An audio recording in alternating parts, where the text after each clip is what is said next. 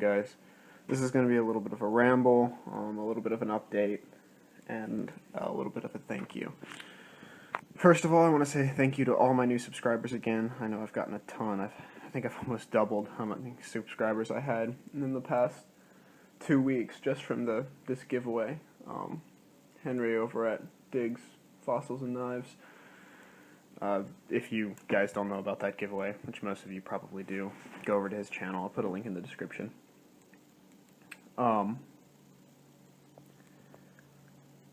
I wanted to do a little bit of an update on what I've been working on. I haven't been able to work on much, and I've had a couple of hiccups, if you will, with what I've been working on. First of all is the heat treat. Heat treat has been giving me the most issues.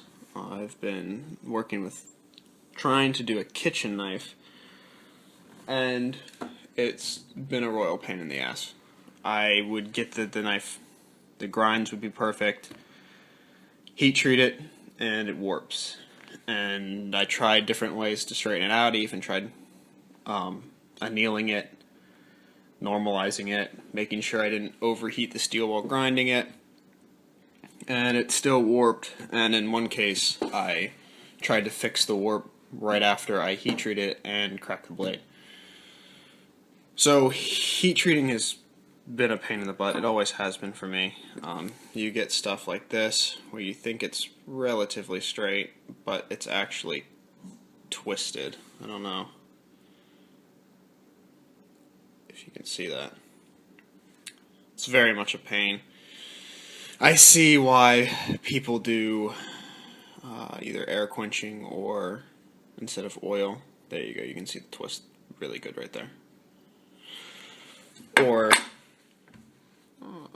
send off their knives to Peter's Heat Treat or whatever other heat treating surface is available to them, which I was contemplating doing. As of now, my knife making is not a self-supported hobby. It doesn't support itself. It costs me money to make knives because I don't sell my knives. I was thinking about doing a run of about 20 knives, I think is the minimum number it is to be worth it, to send them off to heat treat. Getting maybe ABL or another higher quality steel than just 1084.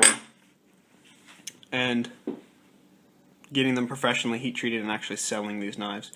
However, I don't know how many people would be interested in them, and I need to figure out how much I would have to sell them for it to be worth it. The main goal being to save up enough money to get a belt grinder of some sort, whether it's a Grizzly or something like that. Seeing I can do pretty decent work with a angle grinder, but I kind of want to move into a belt grinder.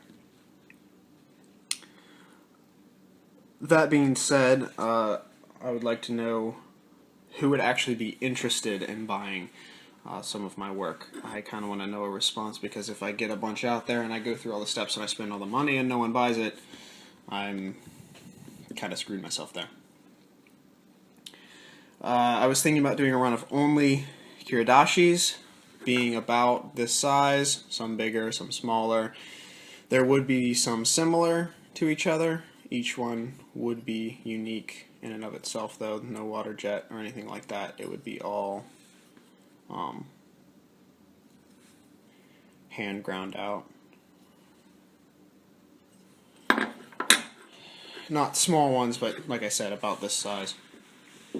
Obviously cleaned up from forge scale, and I was thinking about acid etching some or most of them with different designs, whether it be the splatter pattern, trying out stonewash. I have a friend who's a really good artist, so it's possible she can come up with some crazy designs to put on there. But that being said, I would have to pay her for that, and the cost would go up a little bit. I'm not exactly sure how much steel is going to cost me at this point for more expensive steel. I know, 1/8 inch 1084 is $9 or whatever for 48 inches of it. But I don't know what something like ABL or ABL just sticks in my head. I don't really know. I haven't done a lot of research on stainless steels. So let me know, guys, if you would be interested in buying any of the work. Obviously, depending on prices and stuff like that, I gotta look around. Let's see. What else do I have to talk about? Oh, I will be right back. I want to show you the kitchen knives that have been messed up. Alright guys, this is going to look a little nasty because I've messed with them to see what it's like grinding heat-treated steel and broken them open to check what the grain looks like and kind of just messed with them a little bit, so they're a little bit grosser than they were when they first came out. But just to give you an idea what was happening, you can even see the warp in that on this one, not quite as well as it was before.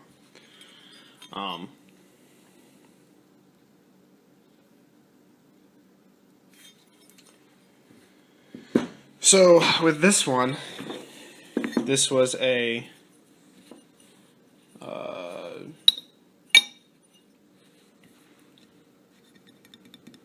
goodness, the name escaped. Chisel grind, sorry. Originally, or it still is, and I think that had something to do with the with how it warped. I know they tend to warp more, and it kind of warped towards the grind itself. So that was the reason for warpage on this one. And the heat treat did turn out good. It was very, very hard, and the structure, comparing it to pictures of what it's supposed to look like, looks good. So the actual heat treat is fine. It just warps whenever I use longer blades, thinner stock. This one, however, I actually got this one straight. The first time I didn't. The second go around I did. I got it straight. But then after cleaning it up, or starting to clean it up, I noticed there was a crack right here. And after noticing that, I looked at the spine, and you can let's see if I can get this to focus. I really want you guys to see this. Those are all little cracks, and I know what happened is I overheated the steel. At least that's what I think happened. So everything here was my fault, but it's still a pain in the butt. Because you spend a couple hours working on these knives, and screwing them up is a little bit disappointing.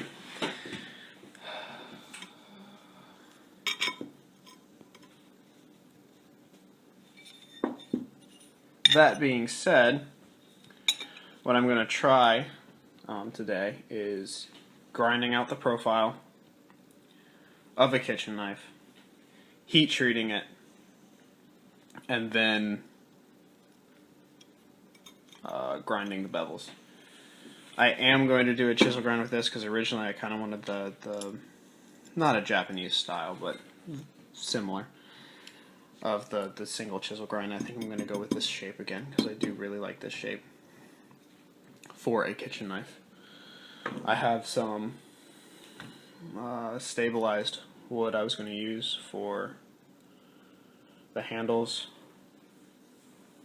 so we will see how that goes. If that goes well, then I can grind the profiles of the dashis, if I do a run of dashis, to send them off and do the grinds according to what I want to do for each one.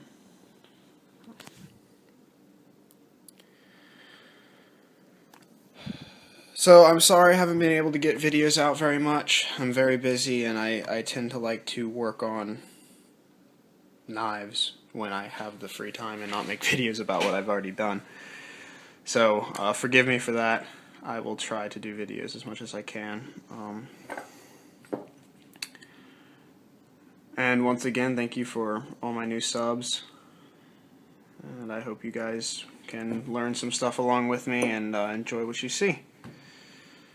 Alright, you guys have a good day, and as always, aspire to be more.